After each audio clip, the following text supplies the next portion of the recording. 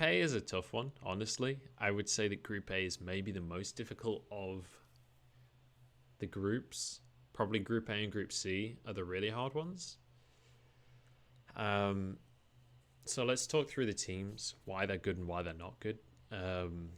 So Team Liquid, we saw them in play-ins, looked really, really strong. Looked way stronger than I think a lot of people were expecting, certainly than I was expecting. Thank you very much for the follow, Daddy Diddy. Appreciate that. And Silver, where are all these people coming from? Thank you for the follows, everyone. I don't know how to say that. There's an X where there should be a vowel.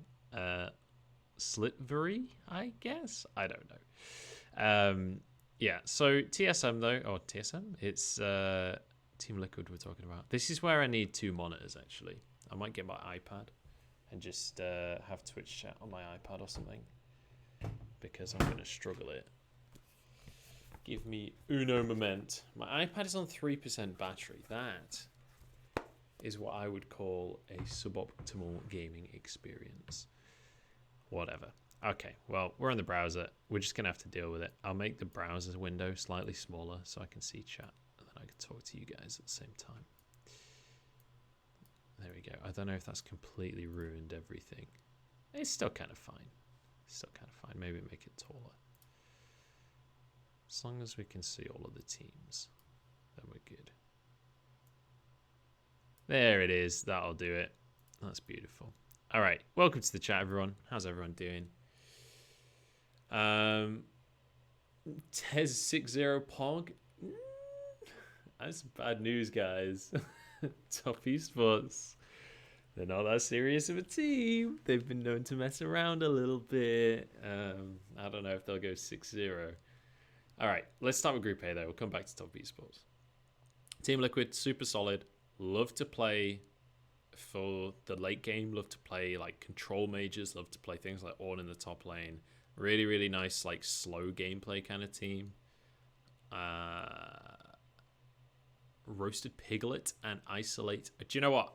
I'm gonna do each group, and after each group, I'm gonna come back and say thank you for follows, because otherwise, I'm never gonna actually say what I want to say. So Team Liquid, slow team. Love to. This isn't. Hang on, guys. These aren't rearranged yet. This is alphabetical order. Well, actually, is it alphabetical order? I don't know why they're in this order with Team Liquid at the top. This is in the order it was defaulted to anyway. So Team Liquid, yeah, slow team. Loves the control mages mid. Loves the slow top laners. Broxer is able to play a much more calculated jungle style where he can kind of chill a little bit. Doesn't have to be super aggressive. The big question for Team Liquid for me is how well Broxer will be able to do on some of these carry jungler picks, things like the Kindred, for example, that are starting to become very popular. I don't know how good of a carry Broxer necessarily is. So we'll have to see. Liquid, though, I think a lot of people are underestimating the NA teams across the board. I think FlyQuest might be doomed, but I think Liquid and TSM both deserve some respect this year. G2 Esports, it's G2, right? They performed dramatically differently in the 2 best-of-5s they played against Fnatic in playoffs. They'll likely be very aggressive. You would expect that they will play more of the Chinese style of meta where it is a bit more aggressive and probably won't just allow the games to go slow like everyone else seems to want to. However, that said, Perks typically will do better in a slower environment when he can play things like the Kai'Sa and the Xayah in the bottom lane. One of the big issues is a lot of the cheese picks that G2 likes, especially things like the Yasuo bot, for example, really not strong right now. So we'll see. It's definitely one where G2 have a lot of question marks for me on how well they'll perform. They certainly don't look as strong as they did last year coming in. Machi, I'm not going to pretend like I've watched a bunch of odds. I don't know how good Machi are, but if we take PSG Talon as like a meter stick, PSG Talon with subs was one of the best teams in play-ins, so Machi, you have to assume, without subs, is going to be significantly better than that. So you definitely can't underestimate Machi, and I would say PSG and Liquid had similar levels of performance, so you expect Machi to be somewhere in that mix, but I can't say that. I'm going to pretend I know a ton about Machi. And then Suning. God bless. Suning, best team in the world. I'm just going to do this one before I even explain anything. Suning's going to the top of the group. Suning are exceptional. Suning will change their style depending on whoever they're against. If you look at their regular season games, you would say that they were a slow team that wants to play slow generally. But then you look at the series they played against V5, they played as fast as is possible. They out-speedrun League of Legends against the fastest team in the LPL. They're super adaptable, super strong solo lanes. The big issue for Suning in this group is that they're against G2 Esports. And Caps is on G2 Esports. Suning's weakest player, in my opinion, is going to be Angel in the mid lane. Caps could exploit that. That's the big question mark to me, is how big of a mid diff that turns into and how much Caps is able to influence the rest of the map. Because I think that in the bottom lane, the 2v2 100% goes to Suning. It's not even close. Like, Perks and Mickey have looked pretty awful, honestly, in the bottom lane more recently. So I definitely say bottom side of the map goes the way of Suning. I think jungle diff very much in favor of Suning. SOFM looks amazing. Jankos really not looking that good. Top lane could go either way, but it's like carry versus carry top. Totally depends on the matchup. Totally depends on what how much resource the teams are willing to give. But SOFM likes the top side, so we'll see. And then mid diff, you have to give it to Caps over Angels. So I would say overall, Suning is the favorite for the group. I would put G2 in second, which I feel like maybe is a tiny little bit of like just faith in the organization to some extent, where it's like you just expect G2 to do well. We haven't seen games from G2 since playoffs. And obviously scrims are whatever. We don't even have full scrim results. So, but I have faith that G2 will step up. G2 always steps up. Liquid, I think, will take a few games here. Same with Machi here. I think that they will look good. I think that they will take games. I don't think that either Suning or G2 will go lossless, but I don't think that they'll be able to take a top 2 spot. All right, I'm going to read chat quickly. I can't multitask very well, so it is going to be like a talk for a bit, then read chat, then talk for a bit, etc. So Rago DK, Isolate 0 millimeter, and Roasted Piglet. Thank you very much for the follows, guys. What do you guys think about Group A then? TL will definitely need Graves and Sproxer. Yeah, I could see the Graves work. I mean, Graves is incredibly strong right now.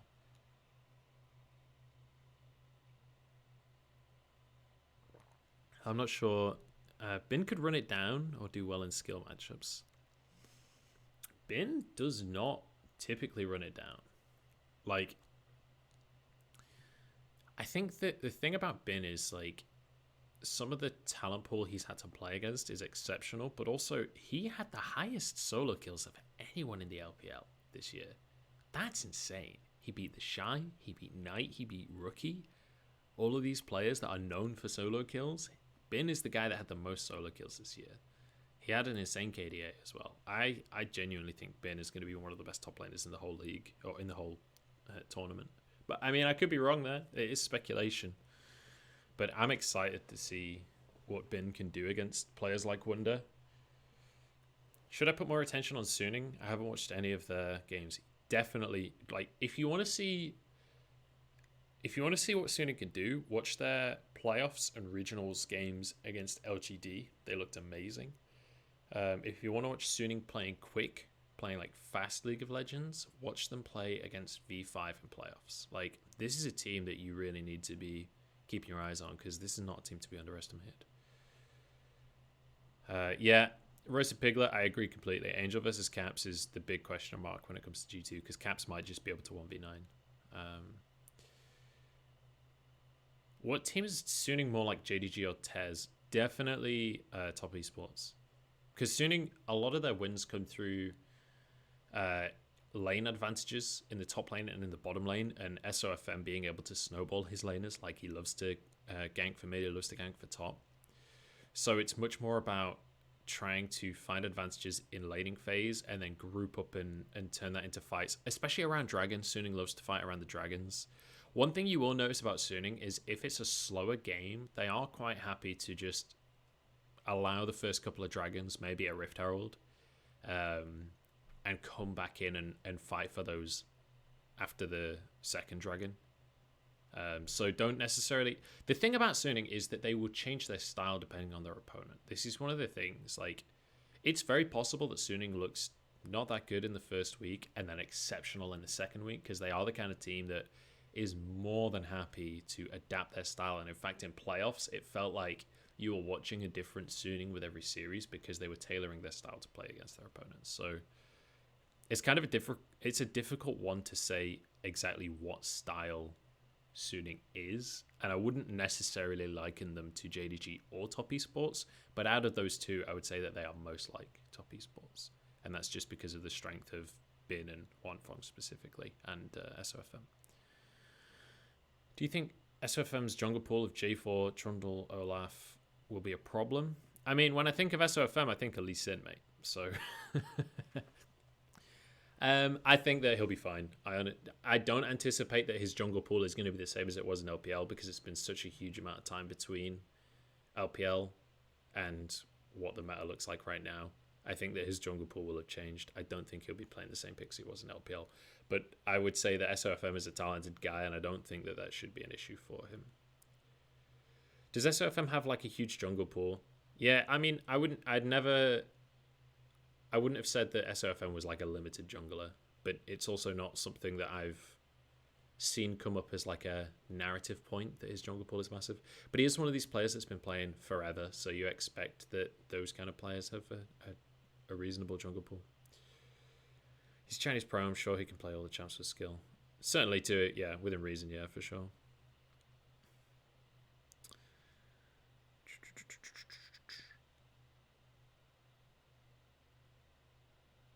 In before SOFM mid just to fight Caps. I don't think that will go well for them.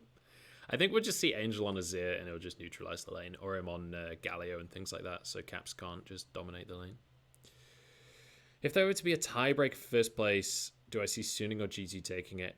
I think Suning at that point, because that'll have been the third game that they play against each other, unless G2 pulls out something crazy. SOFM will be the only good performing member of Suning.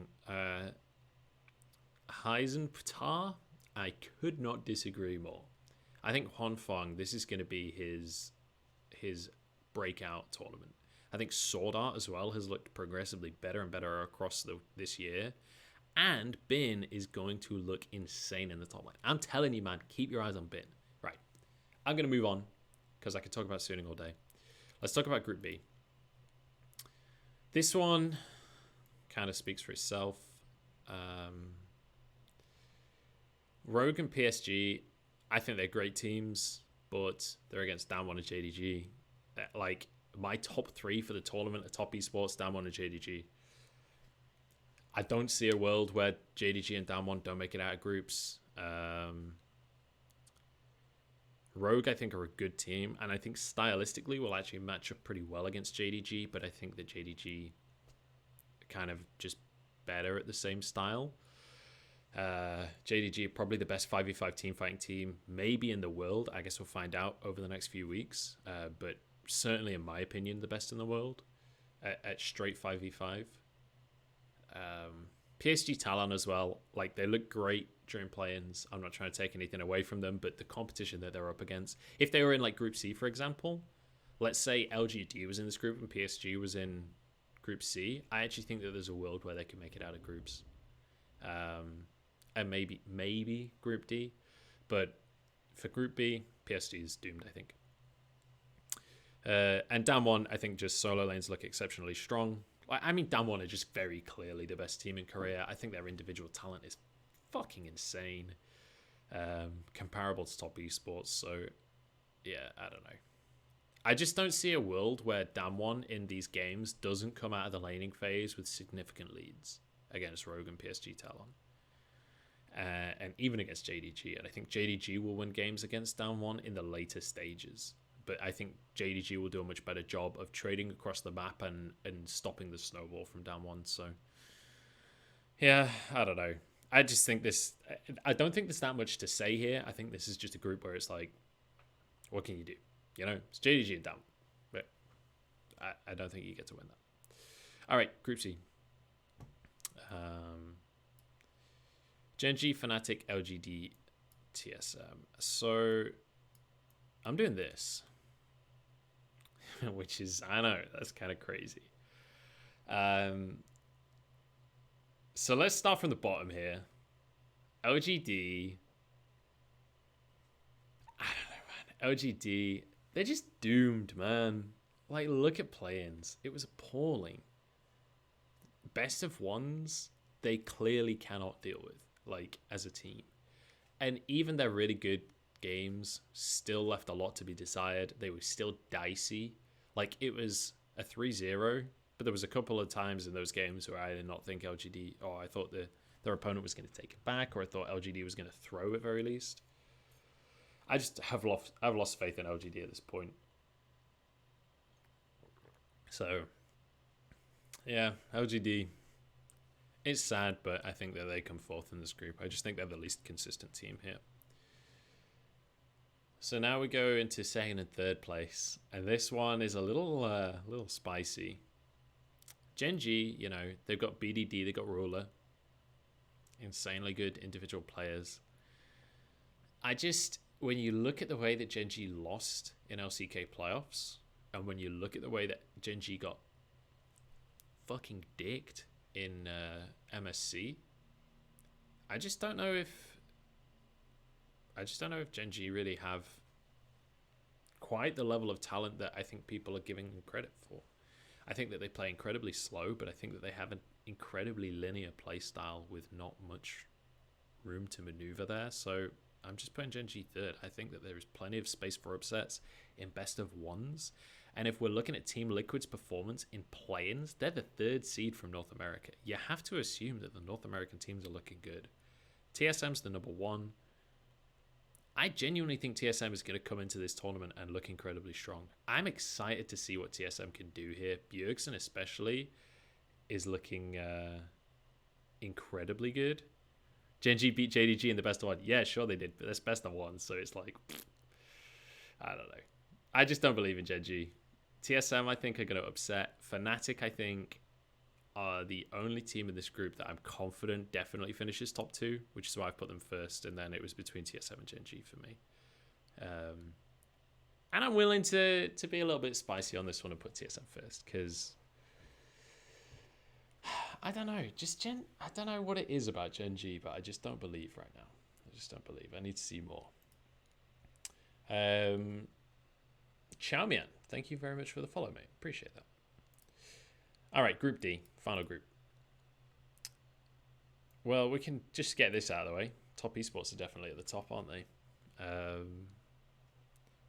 Pause the bevies with the boys VOD for this. Well, I did have a bevy earlier because I went to have lunch with my grandparents.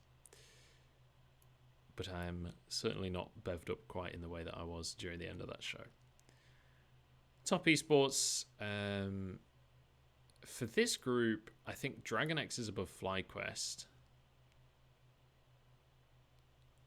And this is the question, right? Is where does Unicorns fit into this? Because I think there's a very real world where Unicorns come second, right? Because I think that Unicorns show something that not that many teams show, which is just pure confidence in the play. Whether it's the correct play or not, I think that Unicorns have like a unified identity and a hunger that not a lot of teams, like, they don't necessarily have the discipline that a lot of the top pro teams have, but instead they have this, like, when someone does something, whether it's a good play or a bad play, whether they're making a play or getting caught out, the rest of the team is gonna be there. They are gonna follow up, and they're gonna play as a team no matter what. And I think a lot of the teams, especially Korean teams, they believe in like correct League of Legends, right? And a lot of the time that isn't correct League of Legends. And when you fundamentally subscribe to everybody else is striving to play perfectly, therefore this won't happen, and then the other team does that, you're not going to be ready for it.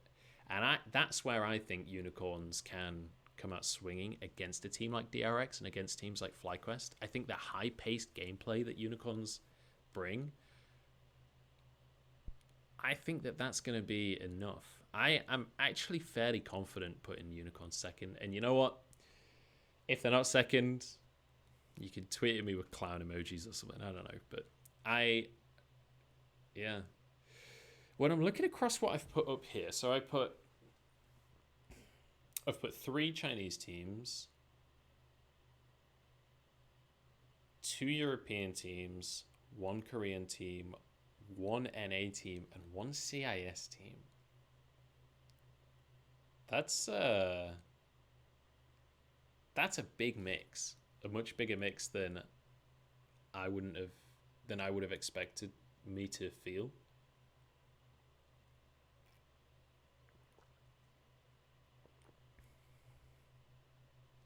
I'm just deciding whether I can lock this in. The things that I'm unsure about are Gen G and DRX.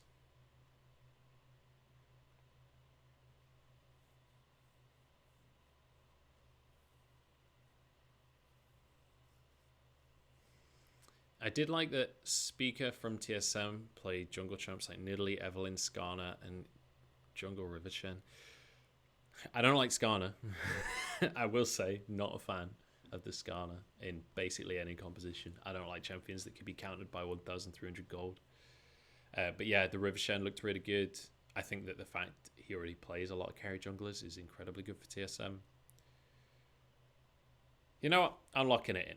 I'm happy with this. How do I save it? Oh, I guess it's already saved. We'll share it. Share on social media.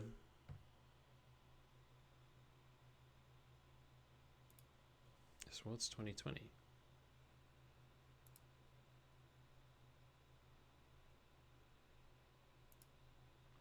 Okay, I was expecting it to do a picture. I'm just going to take a screenshot, I think.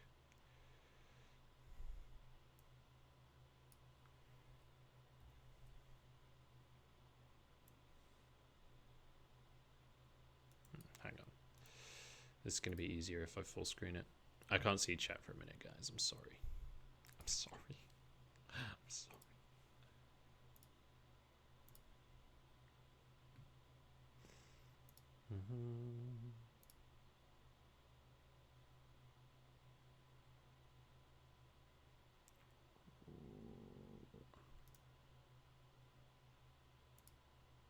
Oh, I know what's going on. It's October now, so there's a new screenshots folder. That's why I can't find it.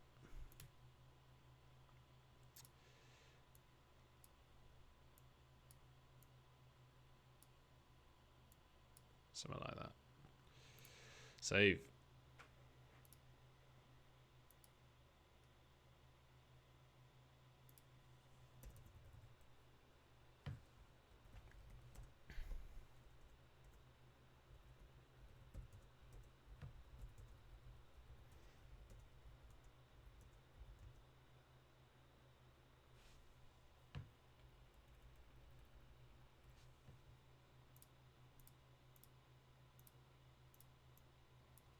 Oh my god. I can't function as a human being, apparently.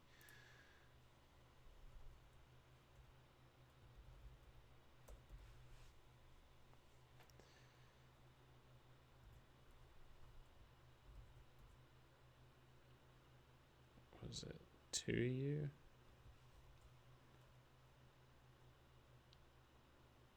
Three Chinese, 2 Europeans, 1 Korean, 1 NA, and 1 CIS.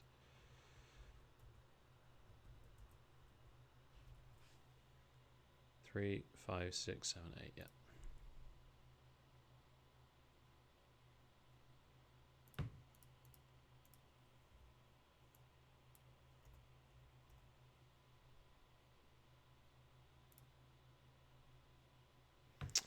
There it is. It's public now. No going back. All right.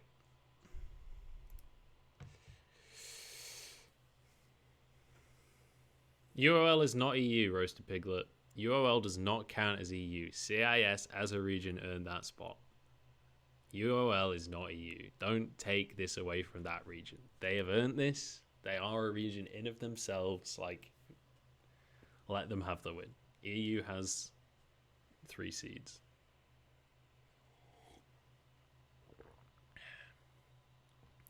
Why don't you guys have faith in Genji and Chovy?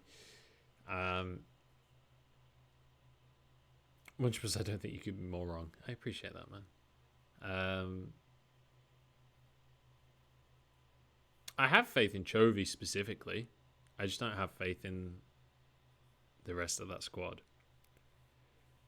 I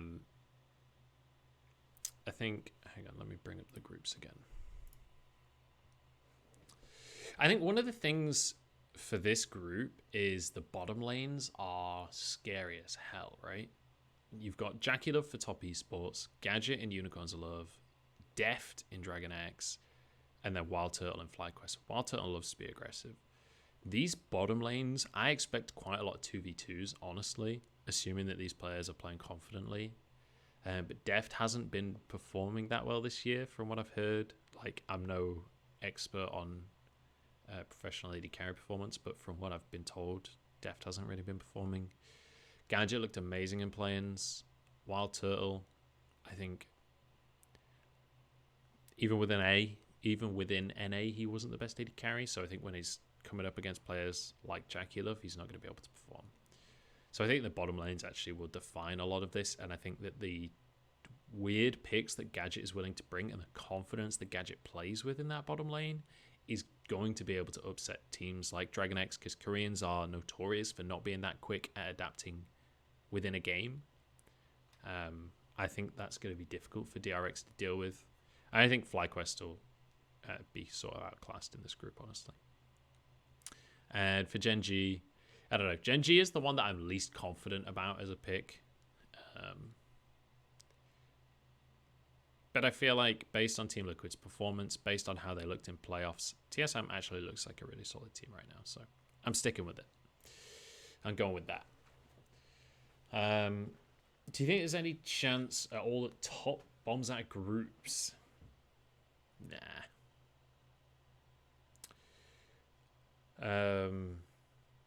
I think that looking at the individual series from the regular split is not a good way to judge Top Esports, because they definitely seem like the kind of team that didn't really care that much towards the end of the regular season. I think that they were quite happy in that they were going to get top 2 and they were kind of chilling. Certainly Karsa looked very different in playoffs to what he looked like at the end of the regular split. I think that they will not take it seriously, and I definitely think that they're going to drop at least one game, but I still think that they will finish at the top of their group. I don't think that there's, unless maybe, but like even in terms of seeding, it doesn't make sense to come second, right? So I think that they'll mess around a little bit on the first couple of days, realize they need to try, and then crush everyone. I think that's the way that Top Esports works. With how well talented in play-ins, do you think Machi has a chance in Group A? I actually do think they have a chance. But I don't think that they have enough of a chance that they can take down Suning and G2 Esports, and even Liquid. I mean, Liquid versus Machi, I'm super interested in, because like Liquid and PSG both looked amazing in play-ins but never played each other. So I'm really curious how that actually like matches up. So to me, Machi Liquid, there's a very real chance Machi comes third there, but I don't think that Machi will be able to beat out G2 and Suning. And I think there's a world where G2 has a really rough first 3 games, comes back in the second 3 games, and then goes into tiebreaker. But I don't see a world where in a tiebreaker for second, G2 doesn't beat Liquid or Machi.